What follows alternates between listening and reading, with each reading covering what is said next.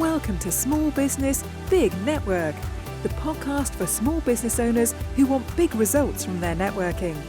I'm Liz Drury, a freelance voiceover artist who knows that if you're not working, then networking could help. Karen Webber is the founder of Goodness Marketing. In her opinion, you get a better return on investment from networking than you do from social media marketing. Thank you very much for joining me on the podcast today, Karen. Thanks so much for asking me. I'm excited for our chat. Now, you're based in Stockport currently, but that's not where you're from originally. Tell us a bit about your background. And you're right. I grew up in beautiful South Africa, right near the beach. So I often think about the fact that I'm now not living near a beach, which is a great source of sadness for me. However, living near the Peak District and near Manchester is amazing. So yes, I grew up in South Africa. I arrived in the UK 19 years ago. And the plan was just to work and travel for a couple of years, gain some life experience, gain some professional experience. And then I met a boy, Liz, who is now my husband. And I stayed and I miss South Africa, but I am very happy where I am now. And you went to university in South Africa, didn't you? What was it that you studied there? I studied communications and journalism. I definitely wanted to become a journalist until my first placement at a local newspaper, where I realised journalism wasn't the career for me, or I thought at the time journalism wasn't the career for me. But I feel the degree that I studied really prepared me for my life now, because it incorporated, like I say, communications, marketing, journalism, and gave me a really good grounding for where my career ended up going. And so what was it that attracted you to working in marketing particularly? It was kind of by accident. I guess I've always been interested in communication and relationship building and words, and that effectively is what marketing is for me. So I started my career as a comms officer at a university in South Africa. Then I worked for a local authority in London, also in communications. And then I found this job in the Metro newspaper while sitting on the tube, a tiny little ad asking for correspondence at a marketing agency. So I started as a writer in the olden days of search engine optimization, writing lots, churning out loads of content, so that businesses could rank well in Google. And there I stayed with that company for a long time, worked my way up into editorial management. Then I had a baby and came back, and they wanted someone to take charge of the marketing for the marketing agency. So it was a very meta kind of environment, working with, like, doing marketing for companies and also doing the marketing for this organization. So yeah, kind of by accident and happy default. So I guess I did use some of my knowledge from university, but a lot of it was learning on the job, being exposed to huge organizations. That agency I worked for had enormous clients and very small businesses as well. And that was always where my passion was.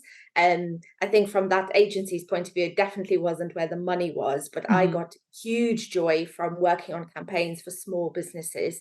I'm such a passionate fan of small businesses. I think they're absolutely the backbone of the economy and of society as well.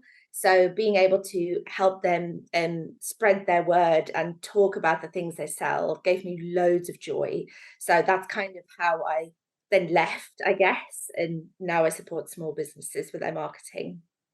And so when did you become self-employed, and what was it that made you make that leap? It to be honest, it wasn't a leap. I often say I kind of shuffled into self-employment. It started probably 7 years ago. I eventually left my job 6 years ago, and it was a combination of factors. I just had my second child, and something happened with me where I guess my social consciousness deepened, and my awareness of the impact I wanted to have in the world um, deepened is the only way I can describe it. And I wanted to make sure that the work I did, the thing I got up to do every day, actually had an impact beyond getting paid for it. And so that was one factor. The other factor was that I increasingly became really disillusioned with mainstream marketing tactics. And I saw a lot of that, a lot of manipulative marketing, a lot of pushy sales techniques, all of these things that was expected of me in the job and was presented at the time as the only way to do marketing. And I felt like this is at odds with my values. It's not the way I want to do marketing. I'm not enjoying it. There must be a better way. So I kind of shuffled out of employment, where I went part-time for a while and then did some freelance work on the side. And then after about, I don't know, 6 months to a year of doing that, I was very fortunate, and I'm very aware of my privilege, that we didn't need a full salary. So I had the opportunity to just take a chance and do some freelance work. And I'm very happy to say that I'm now officially unemployable, because I don't think I can ever go back to a normal job. I feel exactly the same. I like Yes, the it's a freedom great of place to working. be. Absolutely. There's stress involved with running your own business, of course, and Mm, there's a lot of responsibility. But the fact that we're recording this at the start of the summer holidays, and the fact that I didn't have to plan leave, yes, I had to communicate with clients and I've had to scale back what I'm able to do. But the fact that I can enjoy time with my family mm, over the summer holidays, and the fact that I can be there for sports days and all the kind of pickups and things that at this stage of my life, is really important to me. That means the world. And mm. the fact that I can pick and choose who I work with to a degree. I love my clients and I get to work with such interesting people. And for me, that's hugely rewarding and something that I always want in my life. Mm. So who are your clients? What kind of businesses do you work with? So I work with it tends to be micro businesses, so very small businesses who they do all sorts of interesting things. I actually have voice actors as clients. I have authors, I have a videographer at the moment, um, therapists, life coaches, training providers, really interesting businesses who I work with one to one to figure out a marketing strategy and plan that feels good to them, that feels sustainable, something that they can do on an ongoing basis, and that they enjoy doing. Because I think it's so important that positive energy is behind our marketing, and it's something we Mm, feel we want to do, which lots of people don't feel they want to do. And then I also work with marketing managers in small and medium businesses. So where a business might have a very small marketing team or just one marketing person, they can feel incredibly isolated. mm. Um, and so I work with people kind of using my 20 years experience in marketing to provide a sounding board, to help people figure out the best way forward for their business. And I actually love working with marketing managers. It feels like a very mentory role, I suppose, that I take, and it's a bit different. So yes, all sorts of interesting businesses. And you describe yourself in your LinkedIn profile as being a bit of a rebel. So how does that translate into your business? Increasingly more rebellious, Liz. That's the truth. Basically, I think a lot of marketing and mainstream marketing, the things that get shouted about and kind of that we get told this is the way to do marketing, is utter nonsense. And for a long time, I didn't have the confidence to say that, because I felt like I was still learning. And of course, I'm still learning all the time. But having seen the marketing industry evolve over 20 years, I can see that there's a lot of nonsense, that there's a lot of repetition. Yes, we might have new platforms, but the psychology of humans and the theory of marketing broadly stay the same. Um, and I feel more confident calling those out. I also have seen, and this is a cause close to my heart, but the impact of following mainstream marketing advice to the letter can sometimes have a really negative impact on Mm. people. It can affect their confidence because they've tried things that the experts say they have to do. They follow it to a T and then they don't have the results. And then they go, oh, my business might not be viable, or I'm not very good, or there's something wrong with me. When in fact, I think all those cookie cutter, here are 12 steps to blah, blah, blah, nonsense. And I feel really strongly that that needs to be called out. And I'm rebellious in the sense that I think marketing can actually be a joyful thing. And I see this in my business, and I see this for lots of my clients, where they go from this is something horrible that I don't want to do to something, this is something that they actually enjoy doing. Mm. Yeah, it definitely makes a difference if it's something that you enjoy doing. Like you say, it's something that you will then actually do rather than it falling to the bottom of your to-do list every day. Yes, and we can't do all the things. I feel No. like there's this narrative, a lot of marketing advice that we find when we Google things is written for small, big businesses with Mm, huge budgets and teams. A small business owner cannot do all those things no. realistically and doesn't have to. So instead of going, oh, everybody has to be on TikTok, for example, it's really important to look at your situation, look at your goals, and look at what is available to you resource wise, and then focus on those rather than Mm, doing everything sort of not very well. Do one thing really well. yeah. So what are some of the ways that people can work with you? Tell me about some of the services that you offer. So I work one to one with people, where, like I said, we will sit and look at their kind of marketing ecosystem, look at the things they enjoy, the things that they want to achieve, and how their marketing can support them in doing this.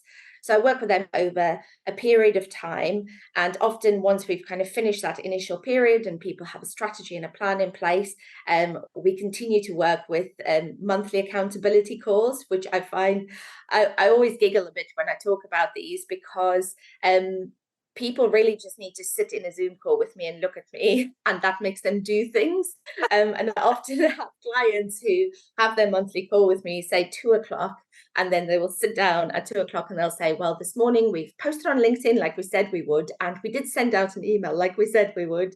And it's that kind of having to look someone in the eye and say, yes, I have done the things that I said I wanted to do. So it's not me beating them over the head with anything. It really is just that accountability. And I really enjoy those because, like I say, my clients are wonderful and we build a relationship.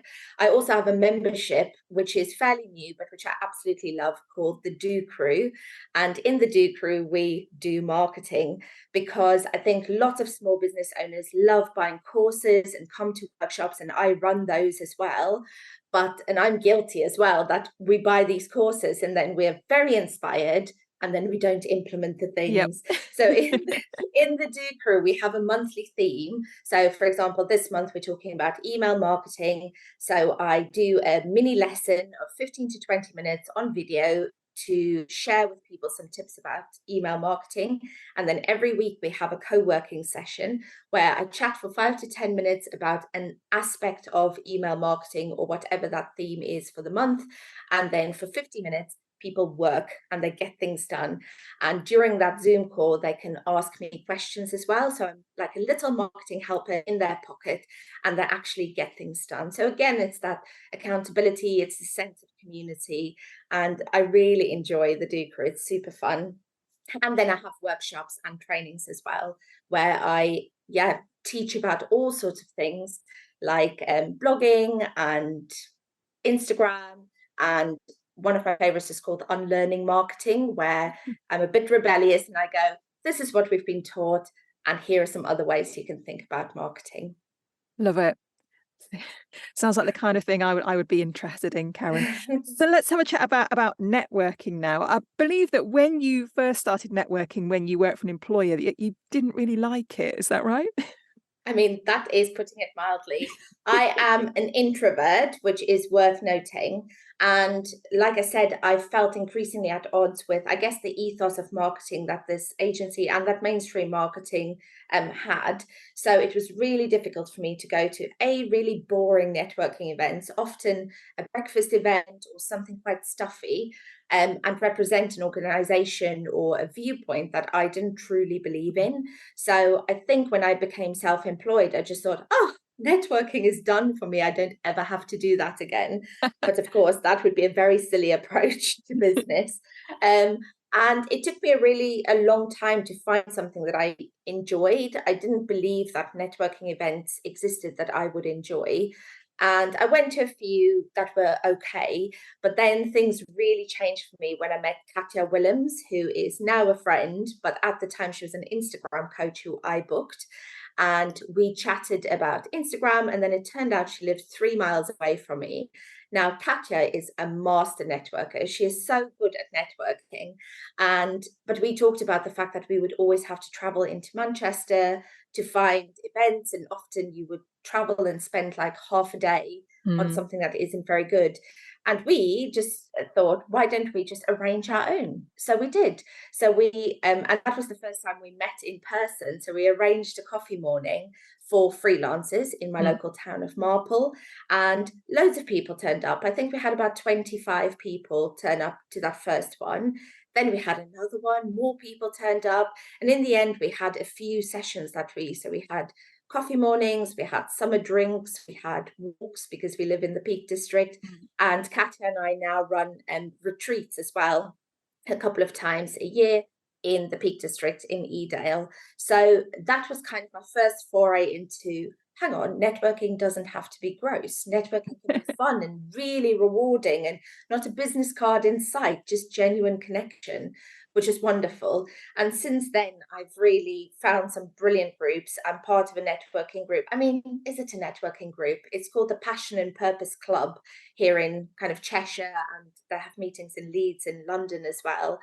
And organizations like these, networking groups like these, have become an absolute lifeline in my business, and not just for the business aspect, but really for the human aspect as Mm. well, which is so much deeper than anything I experienced as a networker in employed life.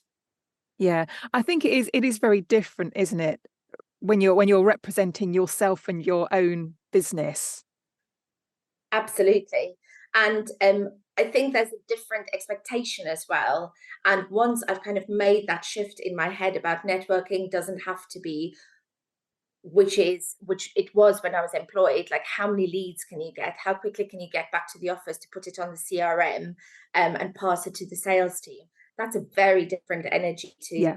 I'm going to go and connect with people and see what I can learn. And I think there's a real hunger for human connection, but I also Mhm. think there's a different approach. If you can be truly curious about people and interested in people without having that at the back of your mind, oh, I have to get a business card, or I have to pitch, or anything like that, the energy changes, and it's so much more rewarding, not just again on a human level, but on a business level as well. Just treating people well, being interested, having real conversations, and following up like a human, not pass to a sales team to go and sell to them. Yeah. So do you think that the networking has helped your business to grow? Hugely, hugely. And I think for my clients as well, when you're in the business of selling yourself effectively, networking is the best way, because when we look at social media, we present, whether we want to or not, it is a very polished version Mhm. usually of our life, and sometimes one dimensional, thanks to things like algorithms that only show certain posts to people. But when you meet somebody face to face and you have a real conversation, you form a real connection, and you can see very easily, yes, I want to get to know this person more. You can ask better questions. And I'm a huge fan of networking. And it's definitely, I had a conversation with somebody yesterday who, whenever somebody has a discovery call with me, I ask them, how did you find out about me? And it was through networking. Mhm. And we never actually met in person, but we're both in this one networking group. And that's how they got in touch with me. And like I said, I think people crave that human connection, and people go to their networks more to find service providers, to find recommendations. And I think for too long in marketing, the focus has been on social media. And I just think networking is a far more powerful tool for lots of businesses. Mm. And I think it's been underestimated. Yeah. So is networking something that you recommend to your clients?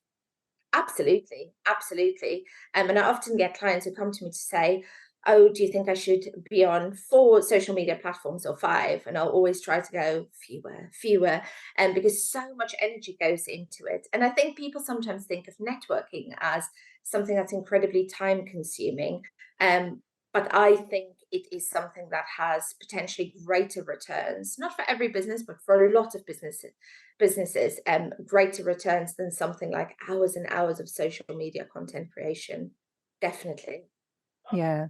And I think I would rather go to a networking meeting than spend hours and hours on creating Facebook posts. See, I am. Content creation. So I'm an introvert. So now when I go to a networking event that I've never been to, I definitely feel anxious. I definitely feel unsure about what to expect.